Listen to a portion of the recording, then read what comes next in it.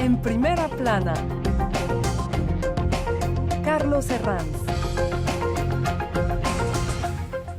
Bienvenidos en Primera Plana, un programa de Radio Francia Internacional y de France 24, esta semana para hablar de un tema apasionante, el cine en tiempos de Netflix. Para ello me acompañan en este estudio tres periodistas muy conocedores del mundo del cine. Fernando Ganzo, editor de la revista Sofilm en España. Bienvenido, Fernando. Muchas gracias. Contamos también con la periodista independiente Julia Benarús. Bienvenida, Julia. Hola.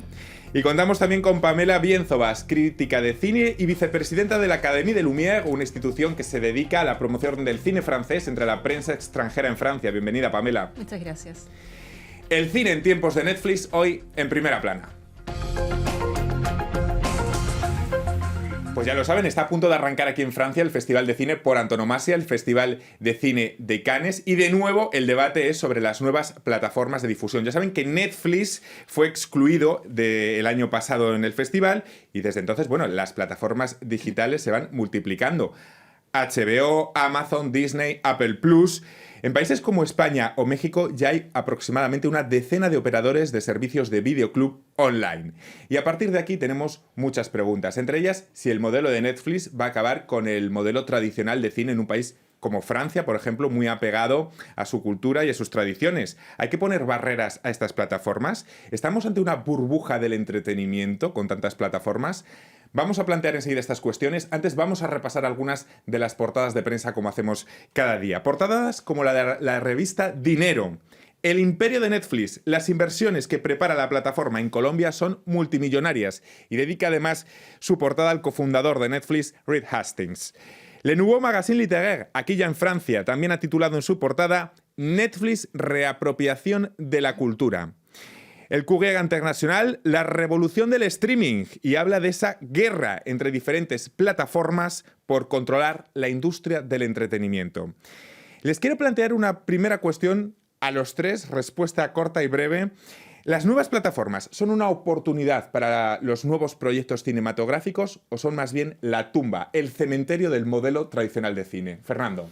Pues muy brevemente, a partir del momento en el que el cine es un arte industrial o una industria artística, este tipo de revoluciones comerciales suponen siempre una inyección de dinero y de presupuesto, y desde ese punto de vista solo puede ser positivo si somos un poco inteligentes para coger todo lo bueno y que esto se suponga una inyección y que la producción se multiplique y se diversifique. Es decir, positivo pero con algún matiz. Julia. Bueno, para mí Netflix ya ha ganado, porque lo que sale por Netflix es oficialmente lo mejor del cine, con los hermanos Coen, con Alfonso Cuarón, así que, bueno, ya sabe. Pamela. Yo creo que es una oportunidad, pero a condición de saber justamente, como decía Fernando, con inteligencia, saber llevar esto y no justamente enfrentar modelos. Por otro lado, ¿qué es el modelo tradicional del cine? Se ha tenido que adaptar muchas veces durante la historia, permanentemente. Ha sobrevivido, efectivamente podría fortalecerse más, no ha salido indemne necesariamente, pero bueno, es una oportunidad. Lo importante es trabajar hacia una coexistencia para, como decía Fernando, sacar lo positivo. El propio director Alfonso Cuarón, que ha dirigido una de las películas de las que más hemos hablado este año, Roma, un producto Netflix, decía que sin Netflix no hubiera sido posible obtener la financiación. ¿Quién iba a querer producir una película en blanco y negro, una historia en México, en los años 70? Y frente a él están declaraciones como la de Steven Spielberg, que llegó a decir que, bueno, que las películas de Netflix y de las plataformas están bien para llevarse un Emmy, pero nunca un Oscar. No sé si hay cierto recelo de ciertos sectores de Hollywood todavía, Fernando. Una cosa está clara, y es que Hollywood poco a poco se estará dando cuenta que los hábitos de consumo mundiales de cine cambian, que no hay tantas ciudades en el mundo en las cuales haya todavía tantas salas, tantas pantallas como para ofrecer una oferta bien diversificada. El propio Cuarón lo decía, si ahora entrásemos en un cine mexicano de 14 pantallas, seguramente en 12 estuviera la última película de Marvel, luego una comedia europea y una película mexicana. Entonces, ¿cómo hacer en ese panorama? Por lo tanto, es un poco... Efectivamente hay que lograr encontrar una especie de justo medio entre esas dos cosas, porque la reclamación de Spielberg es legítima. Sí. Hay que intentar Hollywood es el gran espectáculo en pantalla grande. Sin la sala de cine, sin la sala negra, sin el sentido de una comunidad en un espacio juntos, federados en torno a algo, lo que ha sido Hollywood no tiene mucho sentido. Por eso, efectivamente, va a ser muy delicado como conflicto. Quizá que sea sano el punto de partida de que estas plataformas hayan revolucionado en cierta medida la industria cinematográfica. Julia. A mí me parece que es verdad que en algunas ciudades no hay cine. A veces la gente no puede ir al cine. Así que Netflix es como ha democratizado el acceso a las películas, incluso las películas de arte y ensayo. Y eso no se le puede negar. Bueno, hablamos de Netflix. Netflix no es la única. En los últimos tiempos han proliferado un montón de plataformas. Hablamos de HBO, hablamos de Disney, hablamos de Apple Plus. Quizás la pregunta, Pamela, es: ¿hay mercado, hay espacio para tanta plataforma?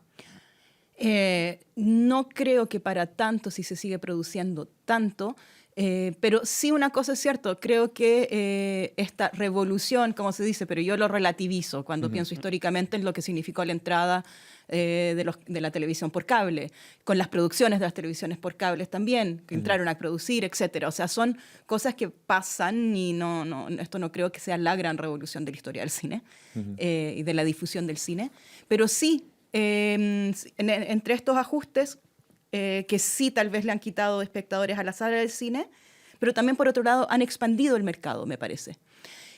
No lo pueden expandir, eternamente. Va a llegar un punto límite y creo que pronto si entran todos estos operadores, pero sí hoy día hay mucha gente consumiendo cine a través de salas o a través de pantallas pequeñas o lo que sea, pero que no lo hacía antes. Entonces se ha expandido, pero sí, por supuesto que tiene un tope y eso lo vamos a ver pronto. No sé si la pregunta quizás sería, Fernando, si estamos ante una burbuja del entretenimiento.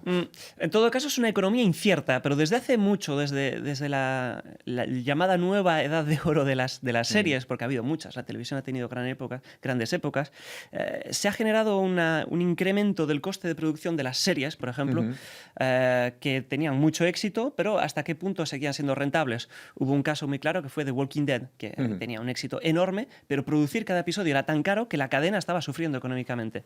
Y ahora mismo lo que se está produciendo efectivamente es que, además, no hay que exagerar, hablamos mucho de esto, pero por ejemplo en España hoy las plataformas, es decir, la televisión no televisiva, suponen un 3% del consumo de todo el país, en el caso español, por ejemplo.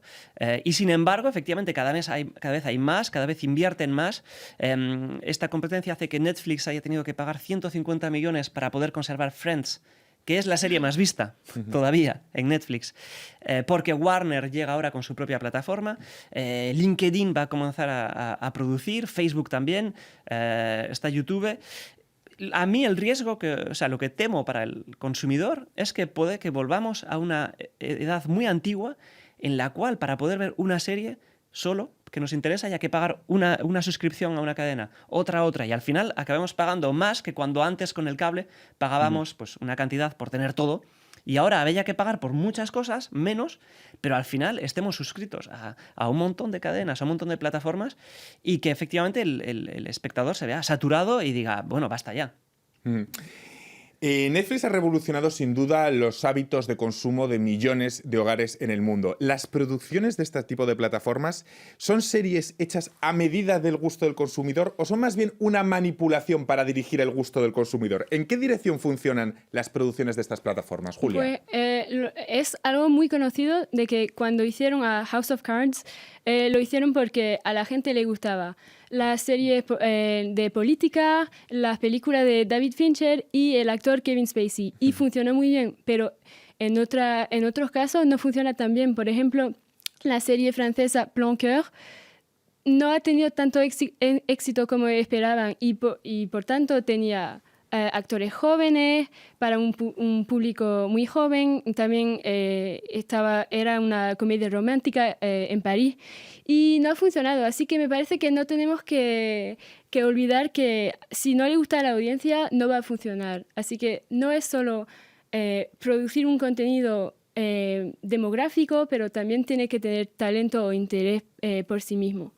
Es cierto que las producciones de Netflix tienen como una especie de pátina que se parecen un poco estéticamente. Hay como un color azulado. Sí. Hay algo como un tono de la producción Netflix Sí. que empieza a reconocerse, pero aún así, una cosa en el lado contrario del algoritmo, digamos, todo esto que nos da un poco de miedo, es que Netflix está invirtiendo mucho en producciones de países tradicionalmente no creadores de series para el mundo, como por ejemplo en España, creo que ahora es en Colombia, efectivamente, hablábamos antes, y que, por ejemplo, pues ahora en este mundo de las plataformas, no solo Netflix, es posible que un espectador francés vea una serie brasileña, que un espectador argentino vea una serie danesa, y cosa que antes era mucho más rara, la verdad. O sea, que hay una especie de también cambio geopolítico casi.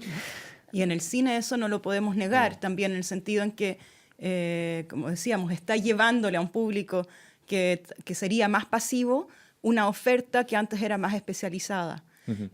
¿Hasta cuándo van a poder seguir, por lo mismo que se planteaba, ¿no?, de la competencia y todo eso? ¿Hasta cuándo van a poder seguir invirtiendo en películas como Roma o películas de cinearte que por ahora son productos, yo creo, de prestigio, ¿no?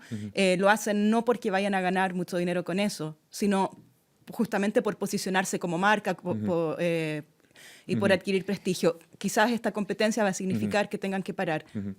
Si ponemos el foco en el cine latinoamericano y entendiendo los problemas de distribución que existen en el continente, muy distintos a los europeos, ¿le viene bien el modelo Netflix al cine latinoamericano? ¿Podríamos concluir o no podríamos decirlo tal O sea, cual? el actual creo Sí. que sí, justamente. El hecho de permitir el acceso a estas películas y que la gente se acostumbre, gente que de otro modo ni siquiera se interesaría o ni sabría que la película pasa eventualmente en el cine cerca de su casa. Solo que me pregunto si esto va a poder seguir desarrollándose o si es que en algún momento la competencia va a significar que, ok, bueno, hasta ahí llegamos con el cine arte y con el apoyo a pequeñas industrias y ahora tratamos de competir contra Marvel. Sí, Fernando. Solo un apunte que yo creo que es importante recordar a la gente, porque tenemos una tendencia a mezclar las cosas, y es que hablamos de Netflix, tal película Netflix. No todas las películas Netflix son producciones Netflix. En ese sentido, Sí. hay películas que llegan al espectador gracias a Netflix, pero en las cuales Netflix no ha tenido una intervención directa desde el principio en la producción, sino que simplemente se ha sumado como un agente económico comprando los derechos de distribución. No es lo mismo Roma, por ejemplo, que Triple Frontera de Chandor, en el cual Netflix está desde el inicio del proyecto. Me van a permitir una breve pausa para despedir en este punto a los telespectadores de France 24. Nosotros continuamos hablando del cine en tiempos de Netflix aquí, en Primera Plana.